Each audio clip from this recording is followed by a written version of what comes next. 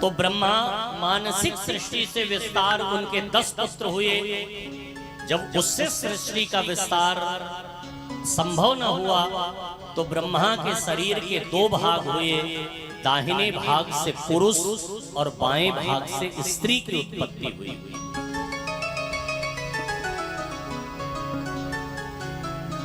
यही है स्वयंभू मनु और शत्रुपा। मनु की संतान है, इसलिए हमको लोग क्या कहते हैं? मानव। पुरुष ब्रह्मा जी के दाहिने भाग से उत्पन्न हुआ है और स्त्री ब्रह्मा जी के वाम भाग से उत्पन्न हुई है। इसलिए एक चीज आपने गौर किया होगा, जितना पुरुष का दाहिना भाग मजबूत होता है उतना बायां भाग मजबूत नहीं होता। जितना वजन, जितनी देर तक सामान मनुष्य दाहिने हाथ में रखता है उतनी देर बाएं हाथ में नहीं रखता। और महाराज, मनुष्य का दाहिना भाग ज्यादा मजबूत होता है, इसलिए वो मस्तिष्क से ज्यादा मजबूत होता है। और बाएं भाग में क्या होता है? मनुष्य के बाएं भाग में क्या होता है? दिल।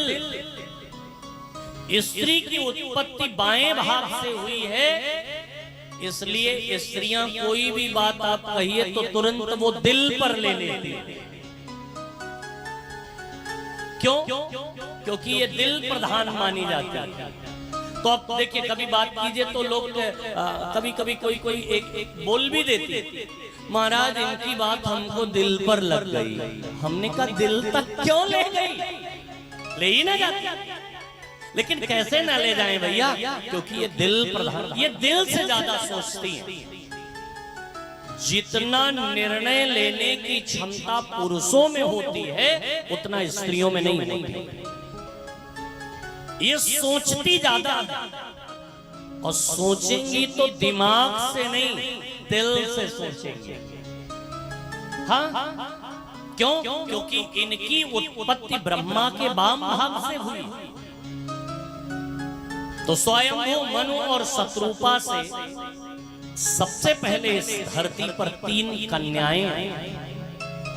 ध्यान दीजिएगा, सृष्टि का विस्तार जब प्रारंभ हुआ तो सबसे पहले इस धरती पर कौन आया?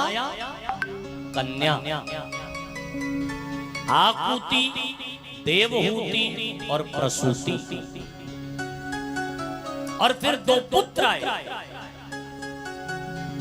लेकिन ध्यान दीजिएगा, कन्या और पुत्र दोनों में अंतर क्या हुआ? कि कन्याओं के घर तो साक्षात भगवान आए, और भैया पुत्रों के घर भगवान के भक्त आए। अगर आप ये चाहते हैं कि मेरे घर में भगवान आए तो भैया कन्याओं का वेलकम कीजिए, इनका स्वागत कीजिए। और अगर आप चाहते हैं कि आपके घर भगवान नहीं भगवान का भक्त आए तो पुत्रों को फिर बुलाइए। लेकिन धन्य होती है वो माँ जिस माँ की कोख से पुत्री का जन्म होता है।